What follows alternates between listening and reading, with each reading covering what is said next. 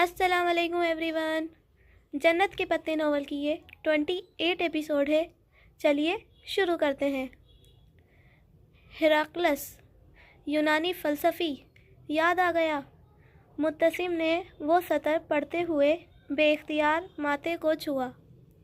یہ ہیراکلس کا ایک قول ہے جسے تم نے اس کے دوسرے اقوال سنے ہوں گے۔ مثلاً وہ یاد کر کے بتانے لگا، کتے اسی پر بھونکتے ہیں جسے وہ نہیں جانتے ہوتے، یا انسان کا کردار اس کی تقدیر ہوتا ہے۔ وہ انگریزی کے مشہور قول بتا رہا تھا۔ ہاں بالکل، حیا نے اثبات میں سر ہلا دیا تھا۔ اس نے ان میں سے کوئی بھی قول نہیں سن رکھا تھا۔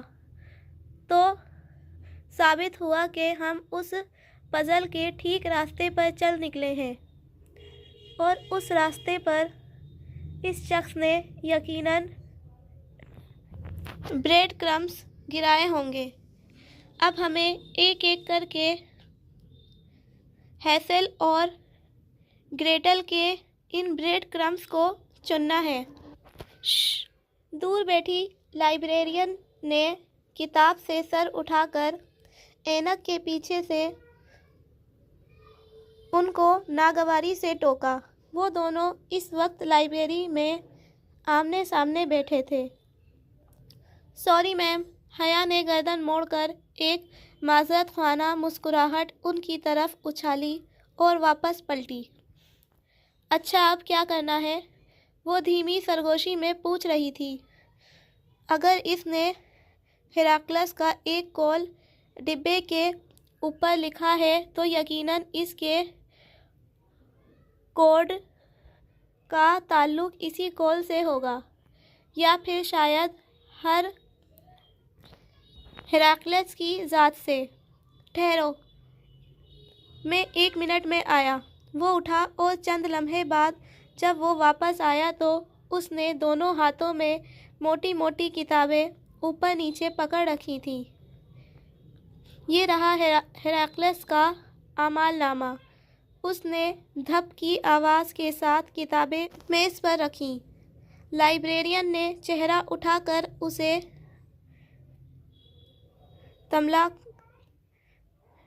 تلملا کر دیکھا۔ سوری، وہ دونوں ہاتھ اٹھا کر کہتا واپس کرسی پر بیٹھا۔ میں لاء کی اسٹوڈنٹ ہو کر فلسفی کی اتنی موٹی موٹی کتابیں پڑھوں؟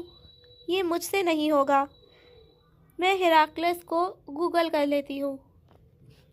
لیپ ٹاپ ادھر دکھاؤ۔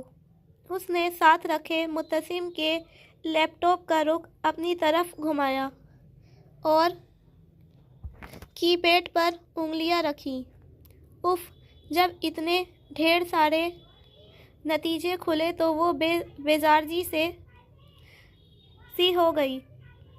اسے جلدی سے کوئی جواب چاہیے تھا، اور بس جلدی سے وہ باکس کھول رہا تھا۔ اتنے لمبے لمبے ڈاکیومنٹ کو پڑھنے کا حوصلہ اس میں نہیں تھا۔ ادھر لاؤ، میں پڑھ کر تمہیں مین پوائنٹس بتاتا ہوں۔ اس کی کوفت دیکھ کر متسم نے لیپ ٹاپ اپنی طرف گھمایا اور پھر اسکرین پر نگاہیں دوڑاتے پڑھنے لگا۔ اچھا، ہیراکلس کا تعلق ایشیا مائنور سے تھا۔ خاصا بدمزاج فلاسفر تھا۔ اپنے علاقے میں چیف پریسٹ بھی رہا تھا اور کافی خاندانی بھی تھا۔ بڑے بڑے فلسفیوں کو خاصی حقارت سے دیکھتا تھا۔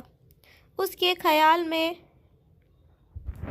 ہیومر کو بھرے چوک میں لے جا کر درے مارنے چاہیے، اور ہیوسیڈ اتنا جاہل ہے کہ اسے دن رات کا فرق نہیں پتا۔ ہیراکلس کے مشہور اقوال یہ ہیں: گدھے سونے پر گھاس کو ترجیح دیتے ہیں، کتے ہر اس شخص پہ بھونکتے ہیں جسے وہ نہیں جانتے، اور بس کر دو مبتسم، ورنہ میں پاگل ہو جاؤں گی۔ اس نے جھنجھلا کر لیپ ٹاپ کی اسکرین ہاتھ سے دبا کر فولڈ کر دی۔ مبتسم ہنس دیا، پھر اپنا موبائل نکالا۔ لطیف رات کو آ گیا تھا۔ اس کا ایک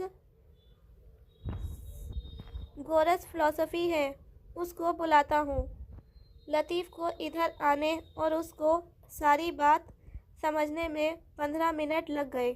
اب وہ مبتسم کی ساتھ والی نشست پر بیٹھا سوچتے ہوئے اس پزل باکس کو دیکھ رہا تھا۔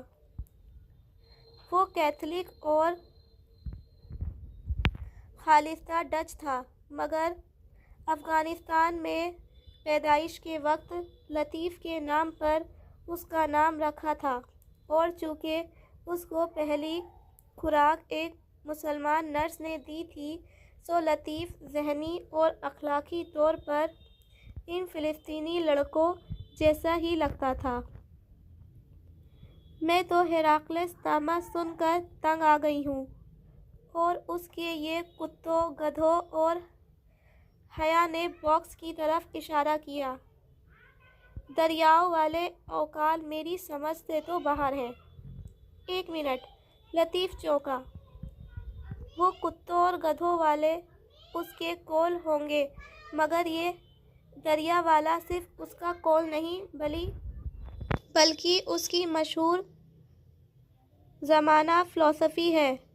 فولکس فلسفی تم نے سن رکھی ہوگی۔ میں ہیراکلس کا نام آج پہلی دفعہ سن رہی ہوں۔ کچا کہ اس کی فلسفی؟ او نہیں، تم نے بلکہ ہر کسی نے یہ فلسفی سن رکھی ہے۔ یہ محاورہ تو تم جانتی ہو نا کہ پلوں کے نیچے سے بہت سا پانی گزر چکا ہے۔ ہاں، اس نے اثبات میں سر ہلایا۔ لطیف آگے ہو کر بتانے لگا، یہ محاورہ دراصل ہیراکلس کی اسی فلسفی کا نچوڑ ہے۔ وہ کہتا ہے کہ کوئی بھی شخص ایک ہی دریا میں 2 دفعہ نہیں اتر سکتا، یعنی کہ جب انسان ایک دفعہ پانی میں قدم رکھ کر نکلتا ہے تو وہ پانی آگے بہہ جاتا ہے۔ پانی اور انسان دونوں ہر لمحہ تبدیل ہوتے ہیں۔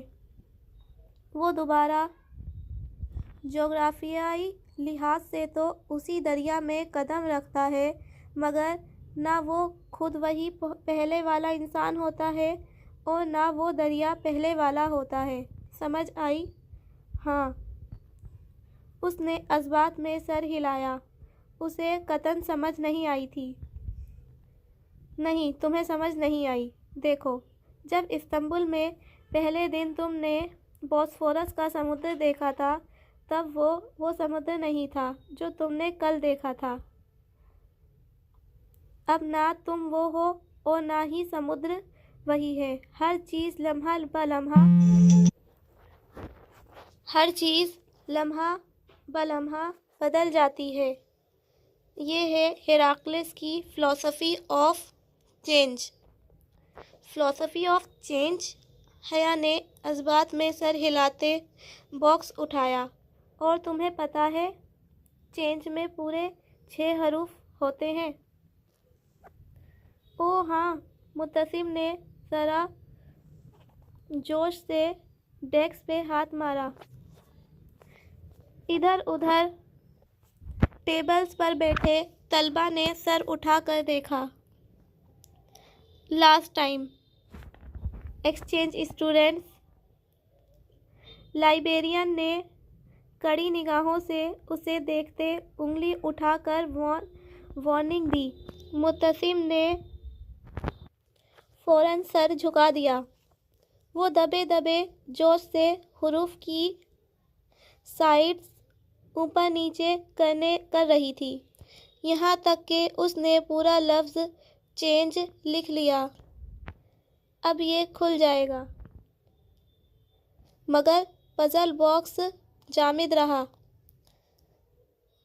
اس کا مطلب ہے کہ پاسورڈ کچھ اور ہے، اور وہ کچھ ایسا ہے جسے صرف تم کھول سکتی ہو، کچھ ایسا جو صرف تمہیں ہی معلوم ہوگا۔ حیا، تم ہیراکلس کی میٹا فزکس میں تو انٹرسٹ نہیں ہو؟ لطیف کچھ سوچ کر کہنے لگا۔ فی الحال تو میں ٹاکسم جانے میں انٹرسٹڈ ہوں۔ میرا خیال ہے میں تیار ہو جاؤں۔ وہ ہار مانتے ہوئے باکس لیے اٹھ گئی۔ ہم نے بھی ٹاکسم جانا ہے، اور گورسل نکلنے میں 1.5 گھنٹہ تو ہے۔ تم تیار ہو جاؤ تو اکٹھے چلتے ہیں۔ لکڑی کا وہ پزل باکس اس نے اپنے ڈروم کے لاکر میں رکھا، پھر اپنے کپڑے کھنگالنے لگی۔ جس افراتفری میں گئی تھی، یہ یاد کہاں تھا کہ لانڈری کو کپڑے نہیں دیے۔ اس وقت جو ایک واحد استری شدہ جوڑا ہینگر پہ لٹکا تھا، وہ اس کا سیاہ فراک تھا، جس کی اوپری پٹی سنہری سکوں سے بھری تھی، وہی جو وہ جہان کے استقلال اسٹریٹ میں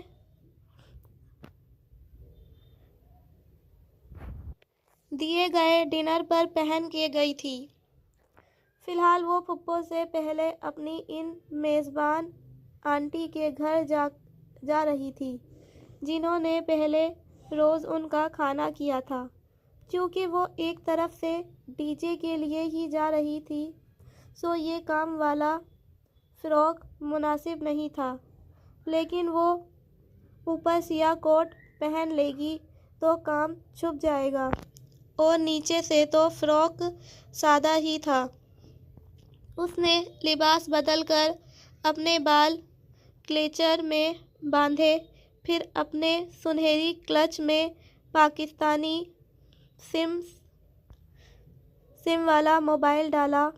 کلچ چھوٹا سا تھا، اس میں ترک بھرا فون پورا نہیں آتا تھا، سو اس نے ترک فون کوٹ کی جیب میں رکھ دیا اور کلچ کی زنجیر کو ایک کندھے سے گزار کر دوسرے پہلو میں ڈال کر پیٹی بند کر ساتھ فراک کی بیلٹ سے نتھی کر لیا۔ سنہری سکوں کے کام میں سنہری ستاروں والا پرس جچ رہا تھا۔ کم سے کم اب کوئی اس کا پرس چھین تو نہیں سکتا تھا۔ مسز عبداللہ کا پتہ اس کے پاس تھا۔ حالے سے ان کا نمبر لے کر ان کو فون بھی کر دیا تھا۔ جب سے وہ ترکی آئی تھی، ان کے گھر پلٹ کر نہیں گئی تھی۔ اب اسے لازمی جانا چاہیے تھا۔ گھوڑسل میں وہ درمیانی راستے والی نشست پر بیٹھی تھی، راستے کے اس طرف مبتسم، اور اس کے ساتھ لطیف بیٹھا تھا۔ حیا کے بائیں جانب کھڑکی کے ساتھ والی نشست پہ ایک ترک لڑکی بیٹھی تھی۔ تمہارا فلوٹیلا فلسطین کب پہنچے گا مبتسم؟ وہ سیاہ کوٹ کی جیبوں میں ہاتھ ڈالے اس کی طرف گردن موڑ کر اس سے مخاطب تھی۔ جون میں پہنچ جائے گا۔ اسرائیلی اسے داخل تو ہونے دیں گے نا؟ امید تو ہے، کیونکہ یہ فلوٹیلا ترکی کا ہے، اور اس میں بہت سے ممالک کے وفادار بھی ہیں۔ جواب لطیف نے دیا تھا۔ اور اگر اسرائیلیوں نے ایسا نہ ہونے دیا تو آخر بنی اسرائیل سے کسی بھی چیز کی توقع کی جا سکتی ہے۔ تو پھر یہ یاد رکھنا کہ جتنے بنی اسرائیل وہ ہیں اتنے ہی ہم بھی ہیں۔ وہ سامنے دیکھو، وہ اسرائیلی ایمبیسی ہے۔ مبتسم کے اشارے پر ان دونوں نے گردنیں اونچی کر کے ونڈو اسکرین کے پار دیکھا، جہاں ایک جھنڈے والی عمارت دکھائی دے رہی تھی۔ اگر فلوٹیلا غزہ نہ پہنچا تو میں وعدہ کرتا ہوں کہ یہ ایمبیسی دوبارہ استنبول میں نظر نہیں آئے گی۔ میں تمہارے ساتھ ہوں۔ لطیف نے اس کے شانے پر ہاتھ رکھا۔ می ٹو، حیا نے فوراً کہا۔ می تھری، پاس بیٹھی ترک لڑکی نے فوراً انگلی اوپر کی۔ وہ بے اختیار ہنس دی۔ ویسے مبتسم، ٹالی کو اغوا کرنا زیادہ مناسب رہے گا نہیں؟ لطیف کی بات پر سب ہنس پڑے تھے۔ اسے یاد تھا ڈی جے کو ان کی ٹالی سے دوستی کتنی بری لگتی تھی۔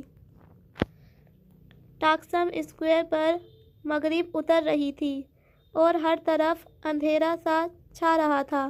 اسکوائر کی بتیاں ایک ایک کر کے جلنے لگی تھیں۔ تم نے جدھر جانا ہے ہم تمہیں چھوڑ دیتے ہیں، اکیلی مت جاؤ۔ وہ دونوں بس سے اتر کر اس کے لیے رک کھڑے ہوئے تھے۔ ترکوں کے ساتھ رہ کر تم بھی ترک بن گئے ہو؟ ان پر خلوص ترکوں سے راستہ پوچھو تو منزل تک پہنچا کر آتے ہیں۔ مادام آپ کو پتہ ہونا چاہیے کہ ان پر خلوص ترکوں کے اس ملک میں ہر سال تقریباً 500 لڑکیاں اغوا کر کے آگے بیچ دی جاتی ہیں اور یہ ترکی کا سب سے منافع بخش کاروبار ہے۔ اچھا اب ڈراؤ تو مت، مجھے تھوڑی دور ہی جانا ہے۔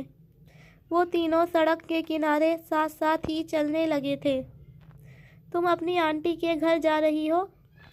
ہاں، مجھے ابھی اپنی ہوسٹ آنٹی کے گھر بھی جانا ہے۔ کچھ دن بعد میں جب واپس آؤں گی تو اس پزل باکس کا حل ڈھونڈیں گے۔ وہ تینوں باتیں کرتے ہوئے ٹھنڈی ہوا میں ساتھ چل رہے تھے۔ مجسمہ آزادی ان کے پیچھے رہ گیا تھا۔ لانچ میں سوگواریت سی چھائی تھی۔ مسز عبداللہ اور ان کی سرخ بالوں والی بیٹی مہر مغموم سی سامنے صوفے پر بیٹھی تھی۔ حیا کے صوفے سے ذرا دور کارپیٹ پر مہر کی بیٹی ارواح کشن کا سہارا لیے نیم دراز ریموٹ پکڑے ٹی وی پر کارٹون دیکھ رہی تھی۔ آپ کو پتہ ہے ہم دونوں ہر ہفتے آپ کی طرف چکر لگانے کا پلان بناتے تھے مگر ہر دفعہ کچھ نہ کچھ روک لیتا اور اب اس نے تعصب سے سر جھٹکا۔ تم مجھے اسی روز بتا دیتی تو کم سے کم میں اسے دیکھ ہی لیتی۔ پھر کلیئرنس میں تمہاری مدد کروا دیتی۔ تم کتنی پریشان رہی ہوگی۔ مجھے تو اپنی آنٹی کو بتانے کا بھی ہوش نہیں تھا۔ ایسا اچانک دھچکا لگا کہ اس نے فقرہ ادھورا چھوڑا اور سر جھکا کر انگلی کی پور سے آنکھ کا کنارہ پوچھا۔ مہر نے بہت فکر مندی سے اس کی طرف دیکھا۔ تم بہت کمزور ہو گئی ہو پہلے سے حیا، اور تمہاری رنگت بھی کملا گئی ہے۔ بس بخار ہو گیا تھا اور پھر سفر کی تھکان۔ وہ اداسی سے مسکرائی۔ وہ واقعی بہت پسماردہ اور تھکی تھکی سی لگ رہی تھی۔ میں ذرا کھانے کا کچھ کر لوں؟ مسز عبداللہ اٹھی تو وہ بے اختیار کے اٹھی۔ کھانا پھپھو کی طرف ہے، میں بس چائے پیوں گی۔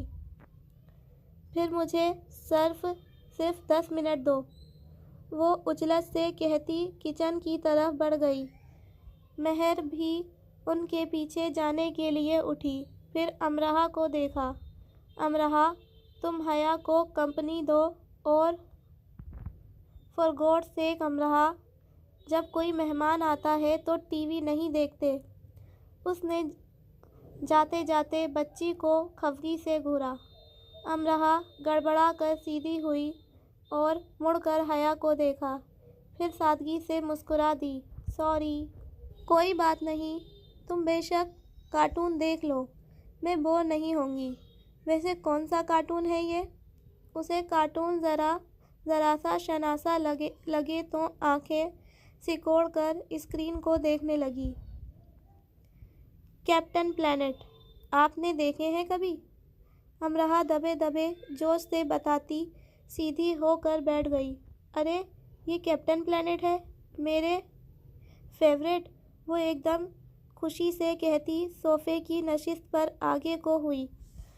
مجھے یہ بہت پسند ہے، اور لینڈا تو بہت زیادہ۔ امرا، میری تو جان بھی کیپٹن پلانٹ میں بچپن سے ہی ان کی بہت جنونی فین رہی ہوں۔ جب یہ سارے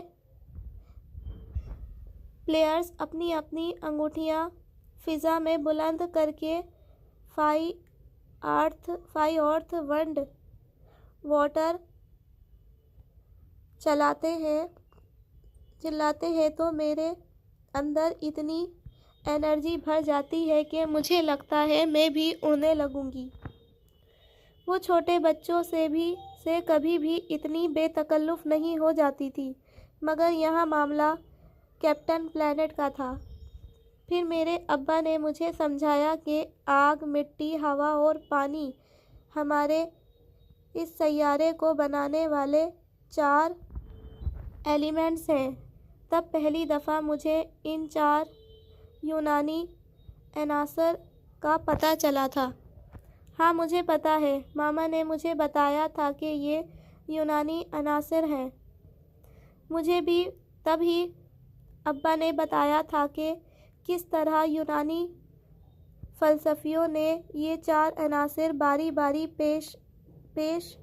وہ کہتے کہتے ایک دم رکی۔ لمحے بھر کو اس کے اندر باہر بالکل سناٹا چھا گیا۔ یونانی عناصر؟ اس نے بے یقینی سے زیر لب دہرایا۔ اسے یاد تھا یہ عناصر یونانی فلسفیوں نے پیش کیے تھے۔ کسی نے کہا دنیا پانی سے بنی ہے، کسی نے کہا ہوا سے، اور وہ عنصر اس فلسفے کی پہچان بن گیا۔ ہیراکلیس کا عنصر کون سا تھا؟ وہ خود سے پوچھتی جیسے چونک اٹھی۔ امرا منتظر نگاہوں سے اسے دیکھ رہی تھی۔ امرا، مجھے نیٹ چاہیے، ابھی اسی وقت، وہ بے چینی سے بولی تو امرا سر ہلا کر اٹھی اور صوفے پر سے ایک آئی پیڈ اٹھا کر اسے دیا۔ یہ ممی کا آئی پیڈ لے لیں۔ تھینکس۔ اس نے آئی پیڈ پکڑ کر اس کا گال تھپ تھپایا اور جلدی جلدی گوگل کرنے لگی۔ تقریباً آدھے گھنٹے بعد جب وہ ان سب کو خدا حافظ کر کے باہر آئی تو سڑک کے کنارے چلتے ہوئے اس نے کوٹ سے اپنا ترک فون نکالا اور تیزی سے مبتسم کا نمبر ڈائل کرنے لگی۔ حیا، خیریت؟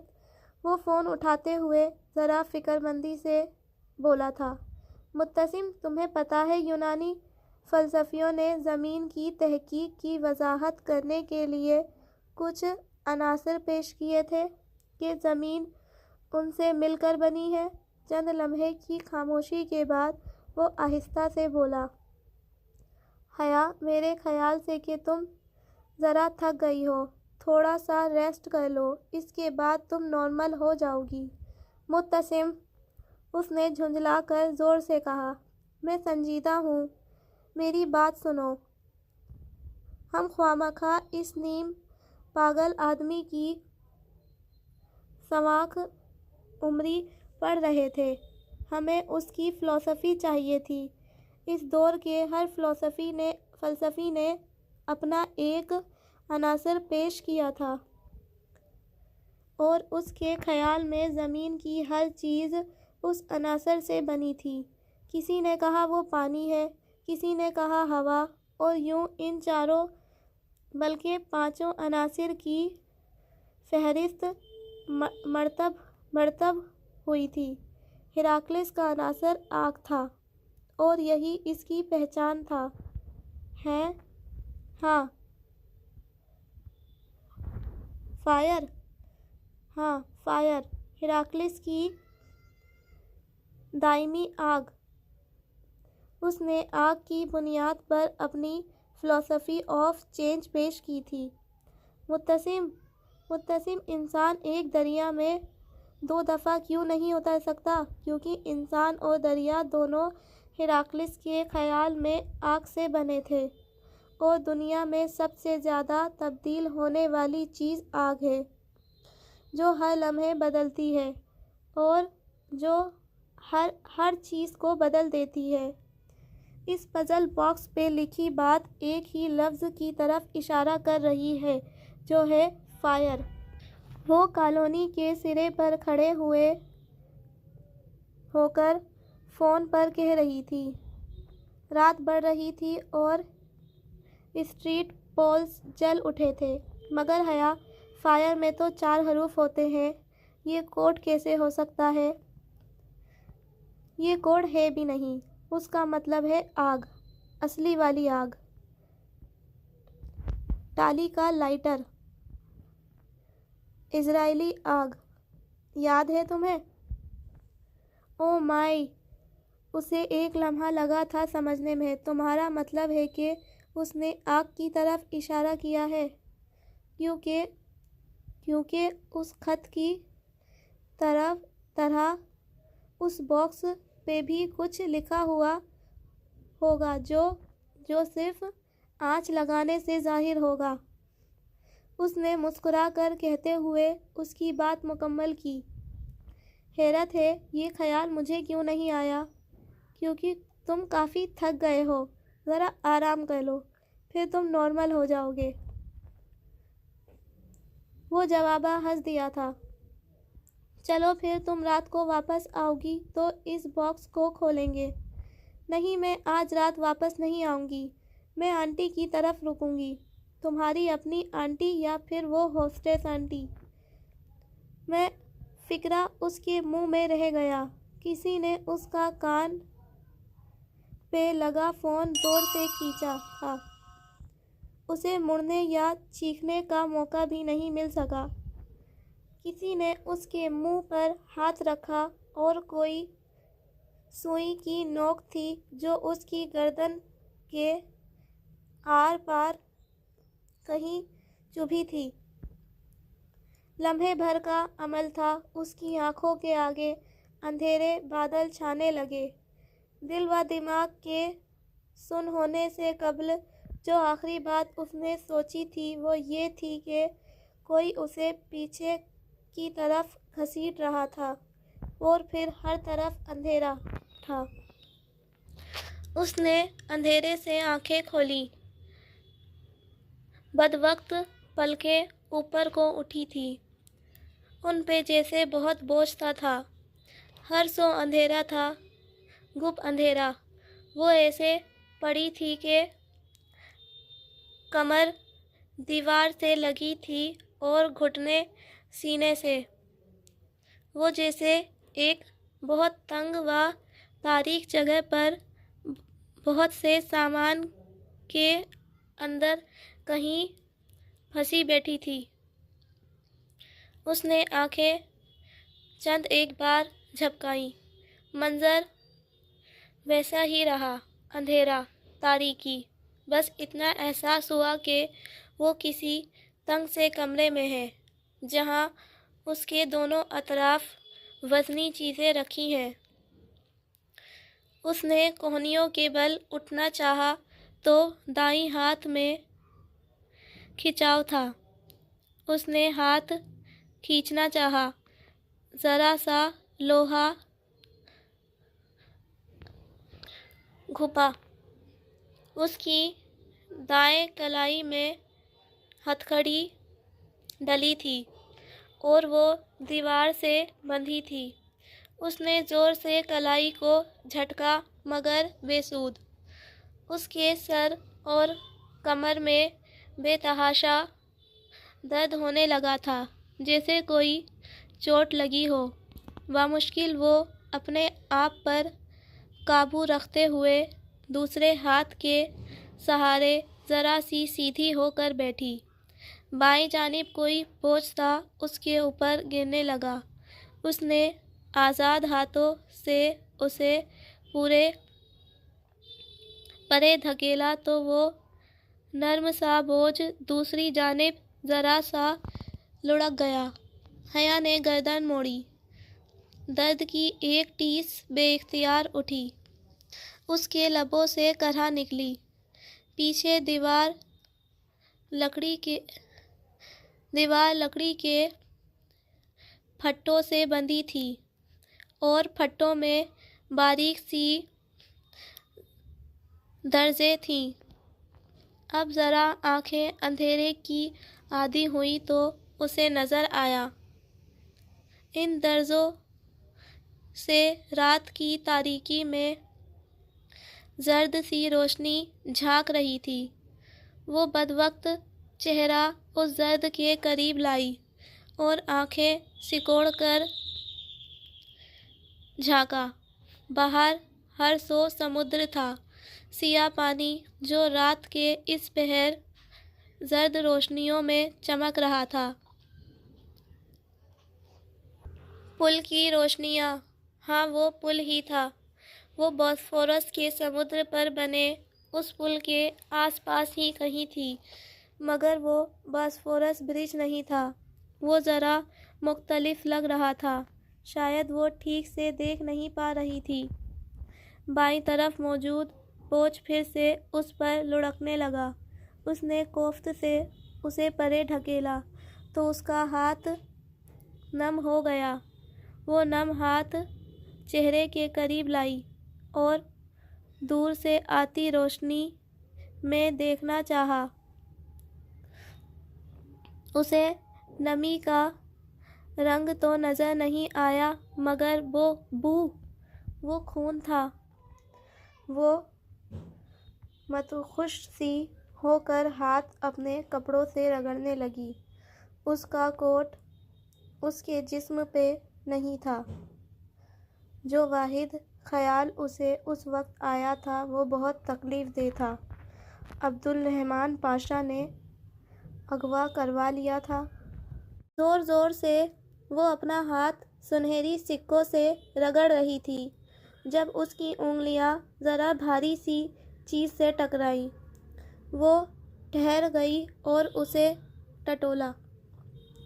اس کا چھوٹا سنہری کلچ جو فراک کی بیلٹ کے ساتھ نتھی تھا، اس کے سر میں درد سے ٹیس اٹھ رہی تھی۔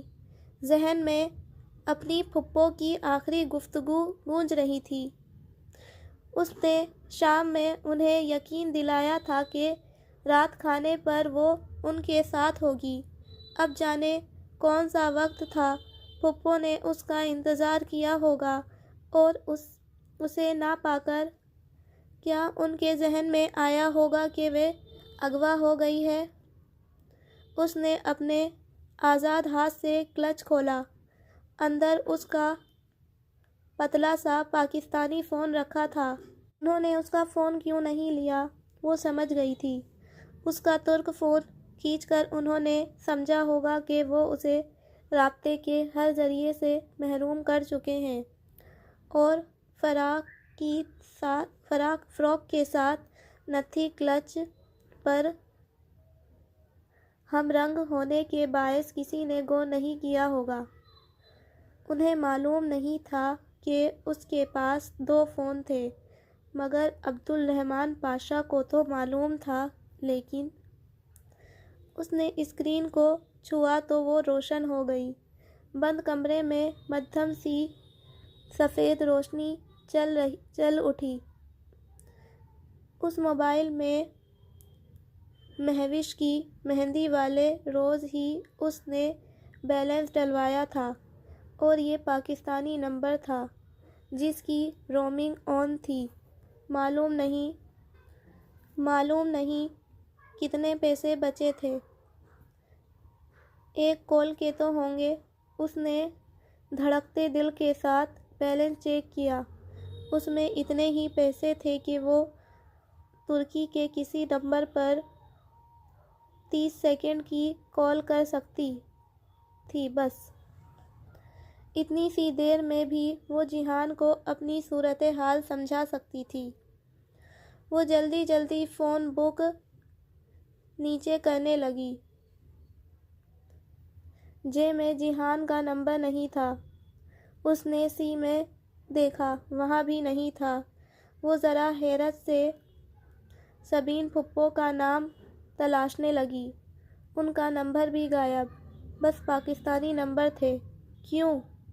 उसने दुखते सर के साथ सोचना चाहा और तब एक झमाके से उसे याद आ गया। ये पाकिस्तानी फ़ोन था और तुर्की के सारे नंबर्स उसने अपने तुर्क में महफूज कर रखे थे। अब वो घर फ़ोन करके अपने अगवा का नहीं बता सकती थी और न इतना बैलेंस था कि वो उन्हें कॉल करके जिहान का नंबर लेती। 30 सेकंड की कॉल उसे ज़ाया नहीं करनी थी। उसने आंखें बंद करके सर दीवार से लगा दिया। वो सोचना चाहती थी फरार का कोई रास्ता, मदद की कोई सूरत, और तभी उसने लकड़ी की उस दीवार के पास वो आवाज़ें सुनी। अरबी में तेज़ तेज़ बोलता एक आदमी जैसे दूर से चलता हुआ उसी तरफ आ रहा था। पाशा तुम्हें जान से मार देगा अगर उसे इल्म हुआ कि तुम उसकी लड़की को उठा लाए हो। ये बहरी जहाज़ रवाना हो जाए, फिर मैं यहाँ से बहुत दूर चला जाऊँगा जहाँ पाशा के फरिश्ते भी नहीं पहुँच सकते। दूसरी आवाज़ ज़रा झुंझलाई हुई थी। वो दोनों इसी दीवार के पीछे बातें कर रहे थे। तुम उम्मीद करो और तुम अच्छी उम्मीद करो, क्योंकि अगर पाशा को आवाज़ें दूर जा रही थी, अब वो मुबहम हो गई थी। उसने उनकी बातों पर गौर करना चाहा। वो पाशा का जिक्र कर रहे थे, कुछ ऐसा जो उसके इल्म में नहीं था। बहरी जहाज़ की रवानगी और पाशा की लाइल्मी।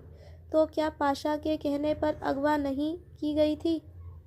वो कितनी देर अपने दर्द करते सर के साथ सोचने की कोशिश करती रही, मगर कुछ समझ नहीं आ रहा था। उसने हाथ में पकड़े फ़ोन को देखा। उस फ़ोन में तुर्की का एक ही नंबर था। जब वो रेस्टोरेंट में अपना तुर्क मोबाइल छोड़ कर गई थी तो उसे इसी पाकिस्तानी फ़ोन पर पाशा ने कॉल किया था। उसने वो नंबर महफूज नहीं किया था, मगर वो कॉल लॉक में पड़ा था। उसने कपकपाती उंगलियों से लॉक खोला। वो खाली था। सिर्फ एक कॉल थी जो तुर्की आते ही अब्बा ने उस नंबर पर की थी। बाकी लॉक अरहम ने मिटा दिया था। उसका सर घूमने लगा। हर तरफ अंधेरा था, हर रास्ता मसदूद, हर दरवाज़ा बंद। वो 30 सेकंड की कॉल किसको करे? सारे इमरजेंसी नंबर्स तुर्क फ़ोन में थे और तुर्की के दूसरे नंबर उसे ज़बानी याद नहीं थे। फ़ोन नंबर हया सुलेमान को कभी ज़बानी याद नहीं रहते थे।